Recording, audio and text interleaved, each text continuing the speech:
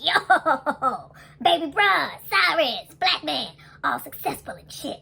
I want y'all to meet my new girlfriend, Viv. That's short for Vivian. I like her. Say, Viv, can I get a moment alone, with my baby bruh so we can talk? And where am I supposed to go, motherfucker? I don't know where the fuck I'm at. Bitch, I don't know. Take your motherfucking ass over there and swing. Go swing. A swing, motherfucker, as cold as it is out here. Bitch, I really don't give a damn where you take your motherfucking ass. Just go smoke this. Give me that shit. I knew you was holding. Give me your motherfucking light, nigga. It was a motherfucking swing. You better come back with some fucking money, bitch. Don't tell me to come back with no motherfucking money. I don't give a damn if you freeze your motherfucking ass off. Just go. Shit.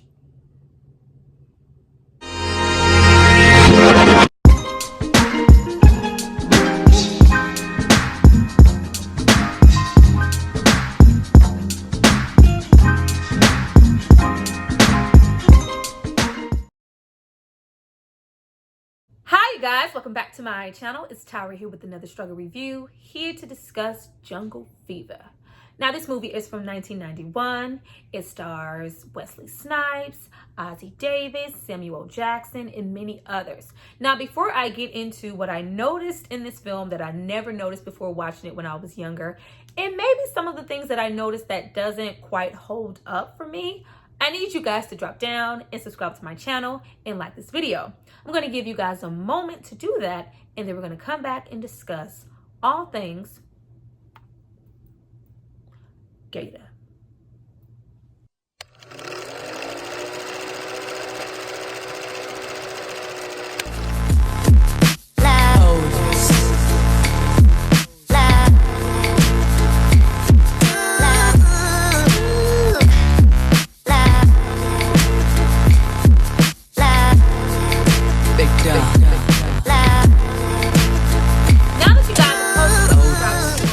Let's get into this movie. Now, of course, this is a Spike Lee joint, and this is 1991. And this is really when Spike was at his peak and really hitting his stride and doing things that are distinctly known to him as a director. You know, those long dolly pulling shots where we're like this close to the person and all up in their conversation. Of course, that Brooklyn boy, that Brooklyn street and those beautiful brownstones, him, using the same actors over and over, Ossie Davis, Ruby Dee, Samuel Jackson, Wesley Snipes, and of course, the social commentary of it all. Spike is so good at discussing those touchy topics. Of course, we're going to talk about drugs. We're going to talk about race, politics, police brutality. He can shove all of that in here, and it's very much present here in the Jungle Fever. Now, getting into this movie, I can fully remember watching this way before I was supposed to be watching this and just feeling like, oh my goodness, do we have to open with this explicit ooey gooey love scene? It's very oh damn, okay. Now looking at it as an adult, it's like, oh, I see what you're doing here. Not only do we establish that, not only are they really in tune in their marriage, it's a happy marriage, but you're being fulfilled sexually. You're loving your wife, and it's good. So much that, you're doing it early in the morning, the sun is out. And not only do we use that to show, how loving and affectionate and good their sex life is, we also see, how light she is. And we get a really good contrast at his skin complexion compared to hers. Flipper's wife's skin complexion is practically white itself, so it already establishes, did you really need to step across the fence? Did you? We also have this little understated thing here with their daughter Ming. I really wish they would have given daughter Ming some more lines. This is where Spike, travels into questionable territory. Most of Ming's dialogue in her place in the story is just to establish, I hear you guys having sex. When I don't hear you, I know you're having problems in your marriage. And also, later on in the film, just kind of gives Flipper a look into, what her future could be like, or the future of black girls, between, drugs and crack and that whole thing going on. But we have a whole lot of her, my mom and dad is having sex. I don't know why they like to put in films, children really questioning, what are you doing to mommy when you're making up? Who was asking their mama that? who was asking their mom and dad, what are you doing in there when you're making funny noises? Because from my point of view, like, we were just trying to make sure we ignored it, pretended we didn't hear it, hurry up and went to sleep, and we never asked about it. So the first act of the film is Spike just really driving it home how good of a wife Drew is. Not only is she fair-skinned, but of course, I don't have to tell y'all, you know, who Wesley Snipes is. Like, that's Wesley. But we do have Lynnette McKee here. She has, you know, been acting for a very long time, but she just kind of flew below the radar. You might recognize her here. Of course, me, myself, I know her from Sparkle, the old Sparkle. Woohoo, nothing to be shy. Nothing we got to lie about. Come on, girl. Hope loving you don't confuse you. Okay, you know, I know her from that. Very, very beautiful woman. But we have Flipper, you know, he's at work. We also touch on, you know, work relations and race issues there with him feeling like, you know, he's not given a fair share of things as an architect.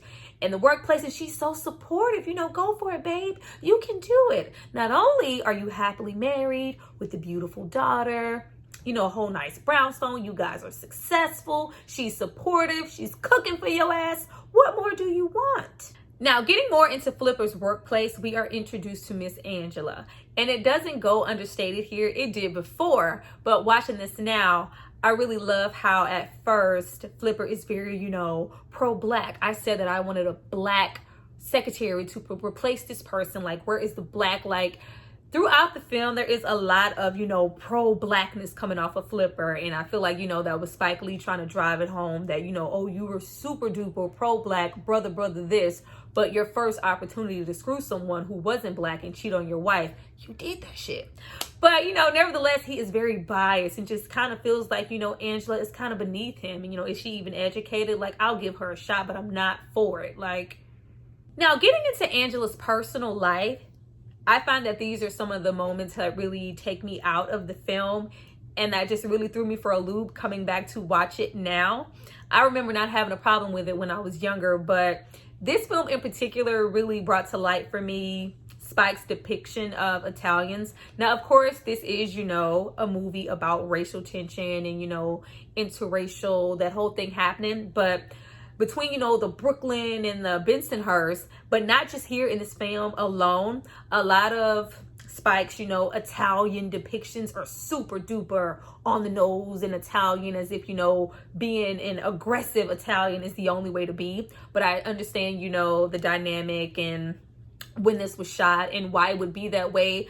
But, you know, we have Angela's, you know, super traditional Italian. Hey, no moolies, Italiano. We need a meatball. Like, you fucking my sister. Like, it's just very, like, huh. But you see that, you know, Angela no longer has her mother. And it's just all about her, you know, kind of taking on that motherly role and, you know, that wife role to a family that just doesn't appreciate her. And we also get into her relationship with Paulie, you know, nice, sweet, demure Paulie.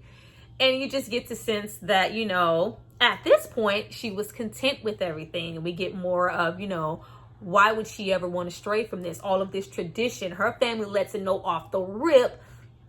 They barely want you fucking Paulie. You was going to bring in a black person?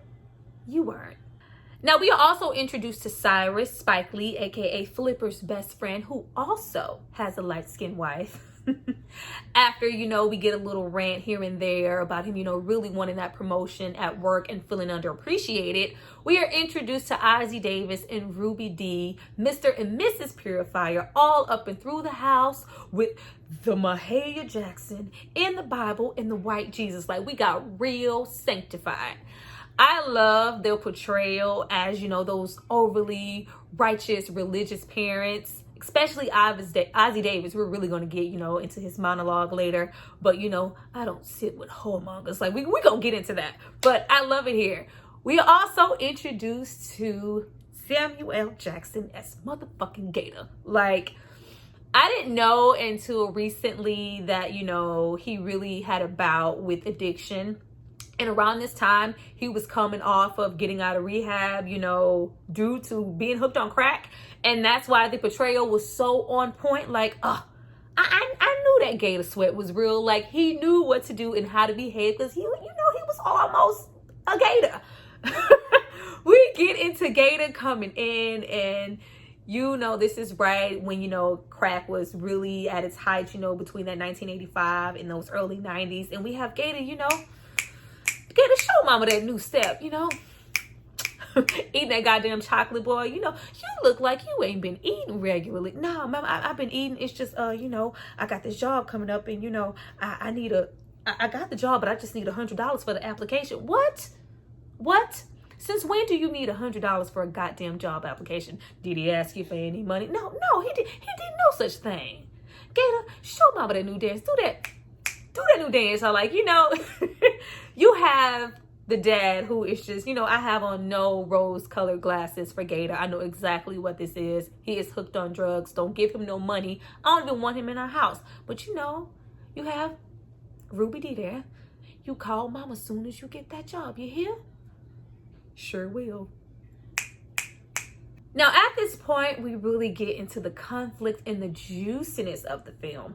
Flipper, who wasn't, trying to entertain Angela, even working for him, they are getting closer and closer and spending all these late nights together like, bruh. I love the way that Spike shoots it because, we have that large, separation with them in their little work corners. And as we see them get more and more intimate, it gets darker and they get closer and closer and closer until we're right about here. I love that conversation that they have because you have just such an urgency and this obsession with, color. And Flipper really feeling like, all my life I've been picked on, for my complexion by, people who were probably my complexion. But you have people who, are white or, a different hue. And they just, they love the tone of my skin. Like, it's like he wants some admiration for her. And he's also, really curious about her and her color and her background and where she comes from and how she spends her time. He's trying to get to know her and engage in her based off the color of her skin. Nothing else. Like, you have a very loving wife at home. I love when they really, just about get here and they're, about to get intimate. And Flipper has the nerve to say, I'm happily married. I've never cheated on my wife. Like, you're admitting these things to yourself. You're saying these things out loud. And all of that still did not stop you from getting into all that curiosity. They were both so curious about each other and willing to disrupt their quiet lives just to sleep with each other and get all into this passion. Like, it was all it is. It was very passionate up until the point that after all of this in the workplace, they have the nerve to pass out. Like, it was that intense. Y'all was that tired. You just collapsed and passed out right there in the workplace. Must have been pretty good. Now, we also get into Paulie, who runs, the local ice cream shop. We get into, the people who frequent this ice cream shop and also get a lot into his dad.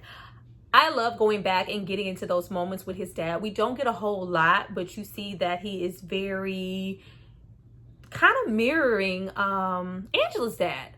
Their dynamic, Angela and Paulie's dynamic, were pretty much the same. They are, a different force in their household. You have Paulie, whose dad is, not only kind of living vicariously through him, but he's kind of trying to turn him into his wife and, do that with the companionship. And Angela is very much so that to her family. And neither of them have their mothers. Like, you see at that moment how much him and Angela actually had in common and everything that probably bonded them, that she decided to just push by the wayside just to sleep with Flipper. But getting into the men who are frequenting this ice cream shop and Paulie just being a different kind of dude. Like, I love the depiction of Paulie because Paulie is the only one here who lets us know, all Italians aren't one way. Because getting into, everybody, hey, oh, she's fine. Big black ass. I fuck her. I wouldn't let anybody see me out with her in public, but I fuck her. We have all of that going on and all of these, racial slurs, not only to black people and moolies, but, Anglo-Saxons and, the European and white hair, blue-eyed and all this. I kick her fucking ass, right? It's all of that. It's so much of that there. But for the most part, even though we have all of that going on via Paulie's friends in the shop, we have Oren, aka Tyra Farrell, coming in, and kind of you see that even prior to knowing, you know, what Angela did, Paulie is, you know, a little bit smitten by her, you know, despite everything and how his friends feel. He thinks she is just a genuinely nice person and that she is beautiful, which she is. Tyra Farrell was fine, you know, getting to poetic justice, her getting her ass out of the car, beep, beep, like fine. She was good looking. But you see that, you know, there is a temptation there on his part, but, you know, he's very respectful of his relationship and his love for Angela, despite his attraction to Owen. Yeah. Now, at this point, this is when we hit on, you know, really serious subject matter, but we do get some comedy into this film. After Flipper is completely flat out denied, you know, the promotion and partnership, he quits, you know, leaving Angela to the work and the job and the vices and everything like that. But more so than that, we take this portion of the film to show how uncaring Flipper and Angela was. Like, it was never, you know, a love thing. It was a curiosity thing. So much so that despite how hard, you know, it is in the Italian and the Bensonhurst in the neighborhood and Flipper, whole black man, pro-black man, I'm still down. I am not less down. I am not less down. I'm down. All of that shit, you still took the time to brag about it. Braggadocious all up and through this film. Like, they couldn't wait to tell someone. They were so happy just to have slept with someone outside of their race. They had to share it. At which we have, you know, Angela, you know, hey, it's a white guy. You know, it's the 90s. Everybody's doing it. No, his name is Flipper. Flipper? What kind of fucking name is Flipper? You know, yeah. And it's, what is he, like blonde hair, blue eyes? No, he's black. Black? Well, you know, me personally, I think it's disgusting. Like, you told them that? Then you get to goddamn, you know, I'm still a brother. I'm still down. I'm not less black, you know. We get into Flipper's ass. Couldn't wait to brag to Cyrus. And all of that. And, you know, this doesn't make me less down. You know, I love how throughout this film, they kind of just really kind of make it one-sided. Like, it was all so Angela. You know, she put it in your face, but you denied it. You turned away. You just, you know, you stuck the tip in, but you didn't really, no, you did it. It's done. The deed is done. We saw all the strokes. Not only that, but we get that comedy and we are introduced to Gator and Vivian. Hope y'all appreciated my little dialogue in the beginning. But this is where things, you know, kind of disconnect for me in the movie. I do feel like the movie would have benefited more just to focus on the interracial relationship and the ups and downs and woes of Angela and Flipper trying to get away, you know, with the cheating and the whole thing there, and just, you know, kind of live their life and what we get later in the film. I would have solely appreciated a Spike Lee movie just depicting, you know, that crack epidemic and just solely focusing on that. I don't mind it. Of course, this is a classic movie. I love the movie, but just the intertwining and the mix of the two, they don't always quite go when we get, you know, into, you know, him being on the chase and, you know, following Gator and that whole thing and really getting into the depths of what crack was doing to people. I really just, you know, just feel like we needed that. I think we had more than enough with the Flipper and Angela story. But of course, we get into, you know, I'm a little light, bruh. You know, hit me with some cash in my hand. Nope, no, Gator. I'm not giving your ass one red cent. Now, I would hate to have to resort to knocking elderly people in the head for their money, but I'll do it. You know I'll do it. I like getting high. Hey, 'cause I'm a crackhead. Hey, I like getting high. Like, when I tell you goddamn Samuel L. Jackson was, you know, crackhead supreme in this film. There's a way to, you know, to portray drug behavior and it's no way any laughing matter. But a lot of the times people who are, you know, on a substance, they do display funny behavior and you still fear for him. And Samuel L. portrayed that shit great. And Halle in her first role was not half bad either. Now, before I go any further, I have to remember to include the soundtrack for this film, which is one of my favorites. Now, the ingenious Spike Lee had, you know, Stevie Wonder write and create whole new songs, you know, some old, but every song sung here is from Stevie Wonder, and it adds so much depth to the film that he could, you know, really create songs just for this movie. And we have him, you know, in the backdrop singing the songs, and it really matches the tone of the movie and really pulls us into the scene. Great job, Stevie. Now, getting more into Angela and Flipper, I never realized watching it before just how comfortable and content they were to cheat. Now, of course, Flipper's ass is whole ass married with a kid, happily married, but you have Angela, who is practically engaged to Paulie. She's wearing a ring, but both of them have this curiosity thing going on, and both of them are just enjoying something that's just out of the norm. I'm expected to be with this person. I'm expected to, you know, hey, this is something new. This is something that I was always told not to do when I was growing up. If she can't use a comb, don't bring her home. You know what I'm saying? Like, and it's like, you know, they were so content cheating. So much that we have, you know, scenes of them, you know, still hanging out, going out on dates, like full-blown fucking affair from happily married ass Flipper. But I love that we get, you know, that shot in the restaurant, and every step that they take with this romance, there's a fucking red light. Like, stop what you're doing. This is not the norm. People don't appreciate this shit. Definitely not, you know, the waitress, Miss Queen Latifah. Watching this movie, if not anything, lets you know how far we've come with interracial dating. You know, how dare you, you know, tired ass black brothers like you, how dare you bring her stringy haired ass up in here? You know, Queen was selling that shit like, our special today is the Cajun crab and the blackened catfish. I suggest you have the blackened catfish. Like, she was not having it, but you see how defensive Flipper is. Just like, girl, we out on a date. You're a whole ass married up until somebody snitches. You know, man, if I can't tell my wife, who can I tell? Nobody. Big mouth. Like, Flipper has the nerve to be mad.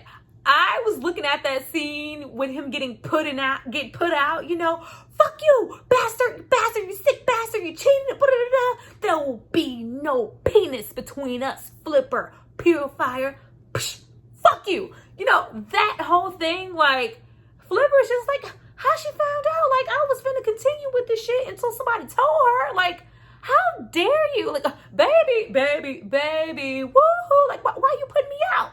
Why?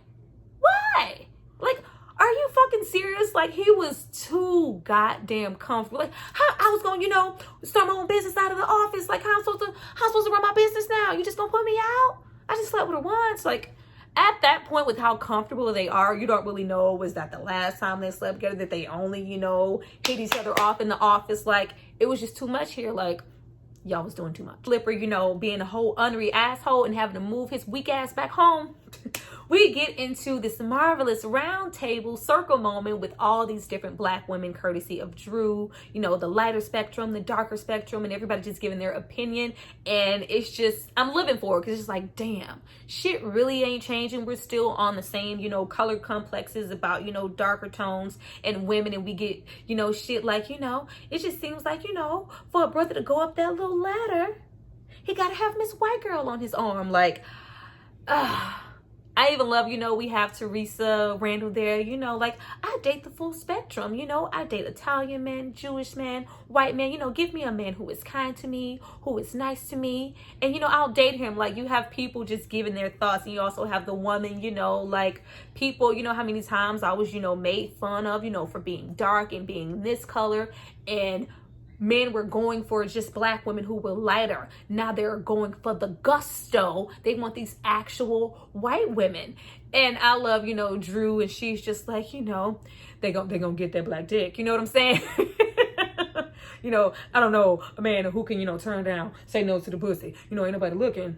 He gonna fuck the pussy, the man gonna fuck the pussy. Like, we have that whole, you know, situation going on. You know, I'm gonna go back and get me an Asiatic, African, black man, you know, some Zulu dick. You know, I'm gonna get me some serious Zulu dick in the bush. Like, I love that whole conversation. And Drew really coming into the realization of, and I love that little comment she has, their fathers kept it from them and they couldn't do this. And then they grew up and they wanted that black dick and they're going to get that black dick and it can be yours, yours, yours, yours, or mine.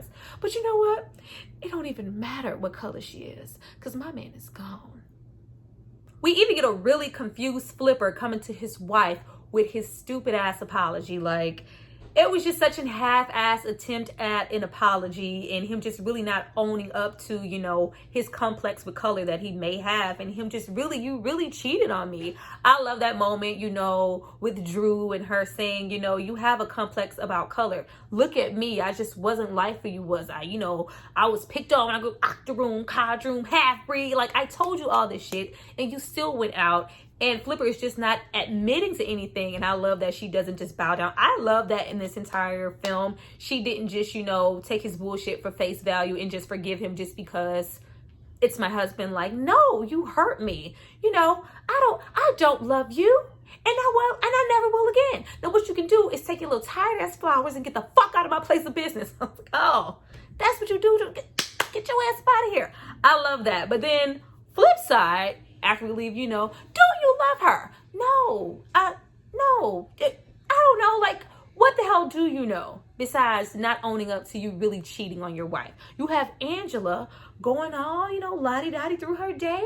Even goes to break up with Paulie, all casual. Like, were you setting up to really be with Flipper? Like, what the hell are you people doing to your lives? She didn't know, but she soon figured it out after she took her ass home.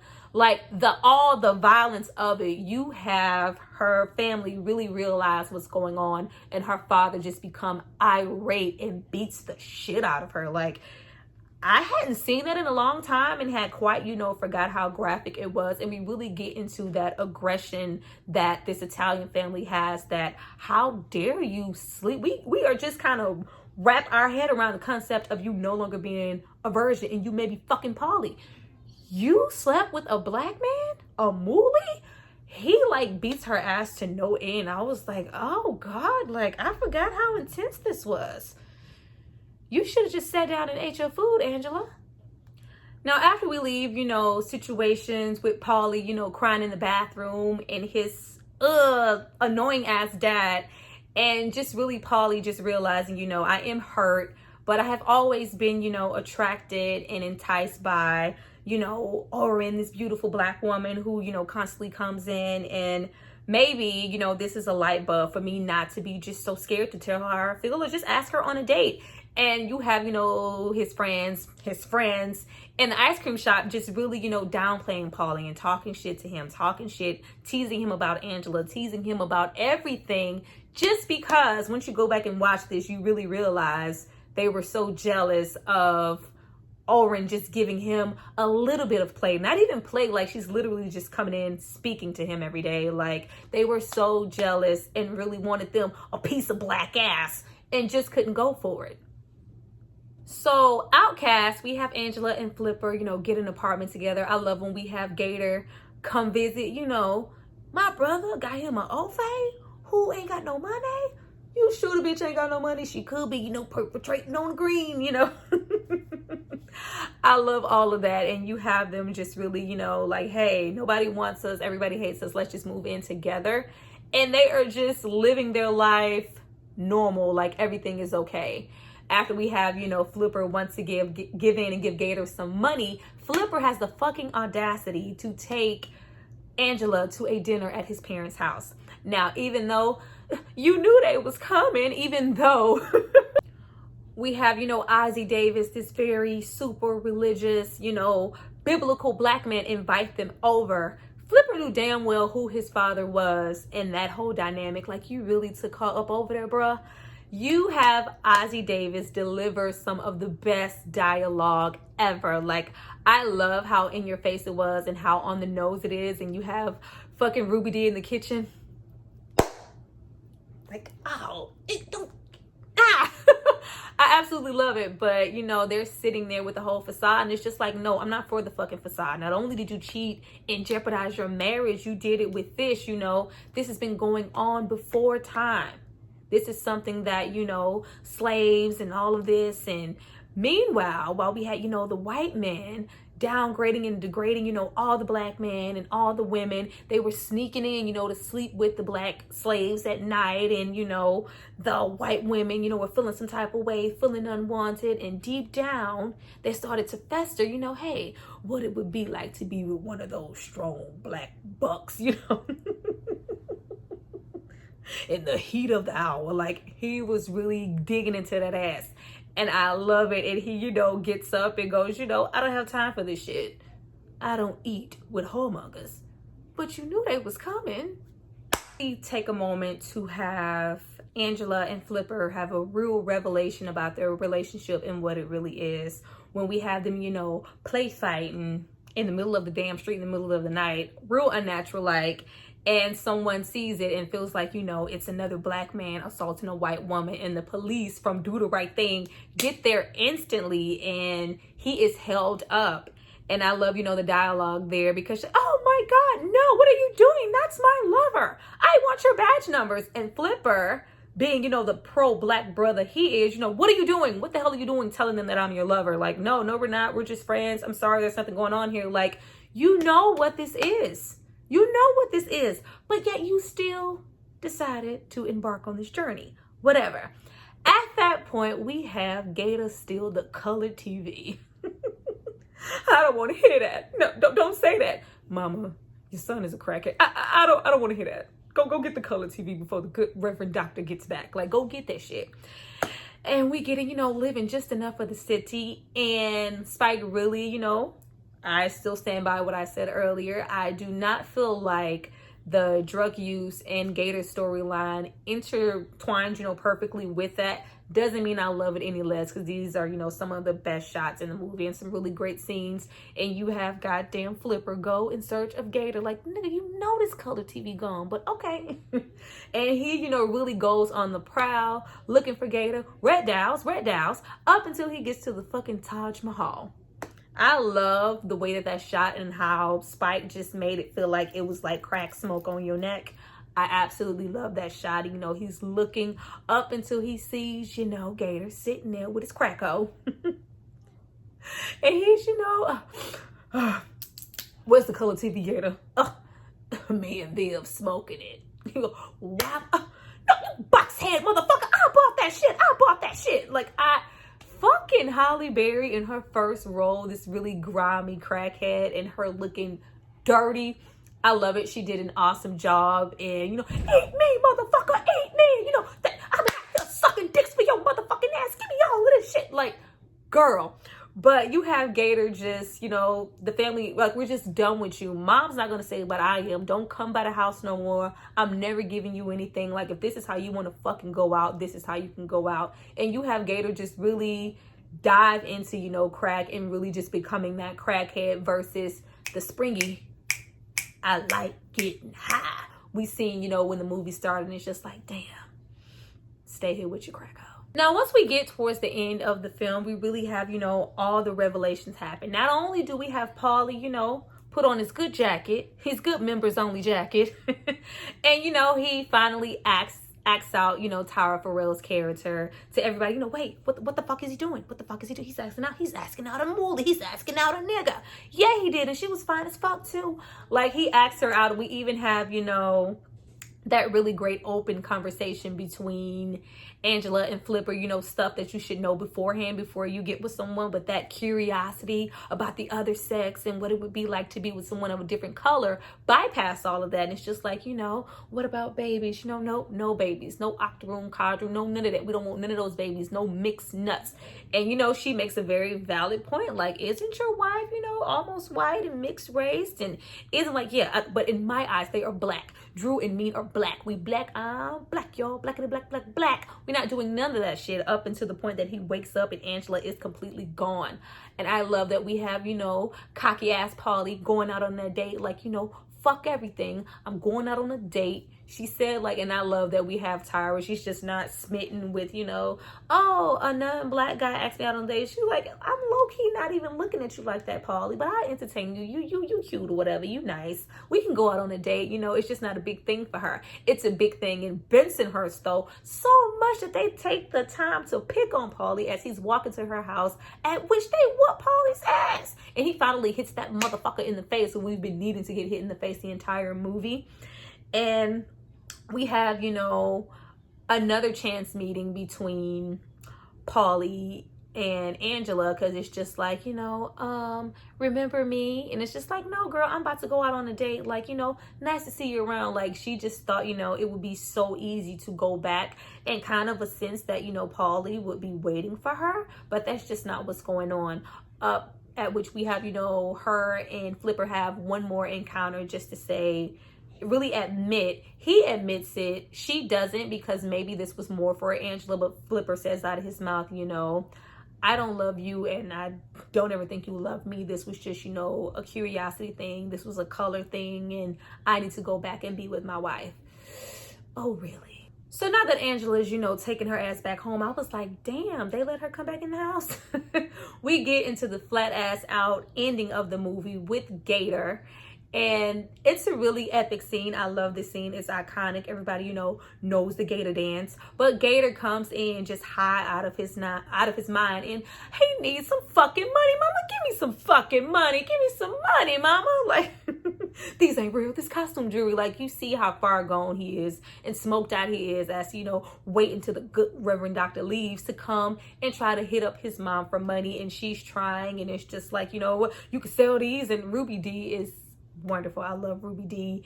And he's just so fed up. And once, you know, the good Reverend Doctor comes in, he's just done at that point. And, you know, instead of just walking his ass out, Gator has to turn around and, you know, hey, daddy, I got a new dance. I made this one up just for you.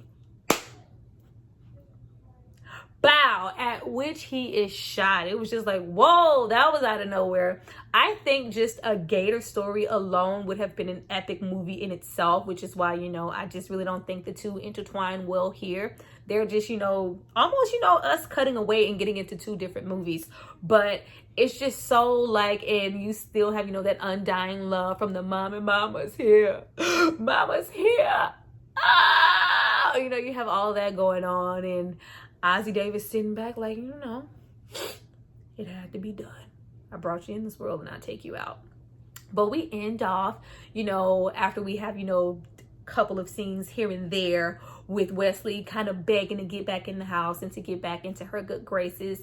You have them, you know, come in, and not only do we close out with another, you know, juicy sex scene, but we take that moment to really, you know, have her, she's crying while it's like, you know, I hate what you did. I hate the situation, but you're still my husband. I'm going to eventually forgive you, but not right now at this minute. But you could still break me off a piece. You know what I'm saying? Ooh. We have that going on, and I love when we have that moment of, you know, her crying and she turns and you see just how white her back is and just how fair skinned she is. Like, you in this damn complex of yours, like, and what and where did it get you? Nowhere. Anything you ever wanted was right here in your wife, even if you did prefer a fair skin. I had it this whole fucking time. And you have the little girl, y'all doing it again. You gonna walk me to school? Yeah, girl, we gonna walk you out to school. Get up and get dressed. You know, we have that thing going on. Now, getting into the dead ass ending of the movie. Now, we have, you know, that infamous, no, hey daddy, I suck your big black dick for $5. No, con, you know, we have that big epic no from Wesley Snipes, and a lot of people, you know, just like, what the fuck, Spike, what were you smoking? But I always took that scene as, because, you know, we have gradual moments. We even have that moment midway through the film of Halle Berry, hey daddy, I suck your big black dick for $5. And it's just like, we get a younger version of Halle Berry, not so gone on crack just yet, but, you know, it's like she's on her way to being that. So it was, you know, not only to see the you know, reflection of, you know, what crack could be and what it is once it gets to hold of someone, you know, when they're this young versus when we're at a Halle Berry stage, and, you know, what a young black girl could be, or just young black people in general could be, or just black people as a whole in the community could be. And not only this young black girl, my daughter, I'm here with my daughter yet again, and we have another black woman walking up to me saying that they're gonna suck my big black dick for $5. Like, I don't want this for our black community, and I damn sure don't want it for me. No! That's what I took that as. If y'all got something else, please drop down and tell me that. But you guys, that was my review for Jungle Fever, because the world is black, the world is white. It turns by day and then by night. Cause she's got jungle fever, she's got jungle fever. Y'all seen that episode with Carlton? Watching this movie always makes me think of that episode. But I really hope you guys enjoyed this review. This was, you know, something really interesting to go back to. I really did enjoy my time with this movie and just seeing how differently I did happen to see things going back. But this movie is still very much relevant. Hopefully, if you guys like this enough, I can give y'all a little Mo Better Blues, because that is my favorite Spike Lee film. But please drop down and get those comments rolling. I appreciate you guys for joining me. I see you guys next time.